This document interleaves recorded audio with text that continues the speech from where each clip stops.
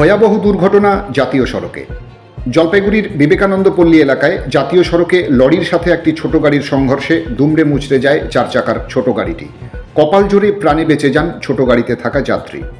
জানা গিয়েছে রবিবার সকাল 11:50 নাগাদ পুজো দিতে যাওয়ার পথে দুর্ঘটনার কবলে পড়েন জলপাইগুড়ির রাজবাড়ি পাড়ার বাসিন্দা সুদীপ কান্তি মজুমদার। জয়গাগামী একটি লরির সাথে সংঘর্ষে দুমড়ে মুচড়ে যায় তার ছোট 4 চাকার গাড়িটি।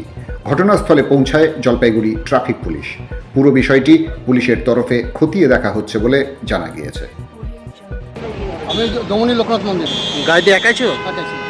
কি হলো, হঠাৎ কি কোথায় কি হলো? এবার আমি আসছি, এ আমার পাশাপাশি ছিল, পাশে একটা গাড়ি ছিল,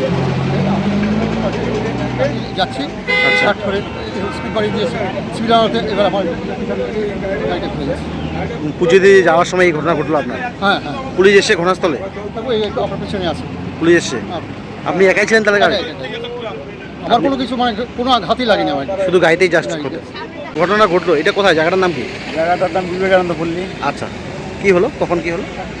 আরে একটু আগে আমি ওই মোড়ে দাঁড়াইছিলাম, তখন দেখলাম যে মানে শুনতেছি আর কি মারুতি একটা ট্রাকের নিচে ঢুকে গেছে। তখন আমি দৌড়ে আসলাম আর কি। আচ্ছা আচ্ছা, এসে দেখলেন? সেদিকে যে যেটা মারছে সেটা তো পালাই গেছে গাড়ি।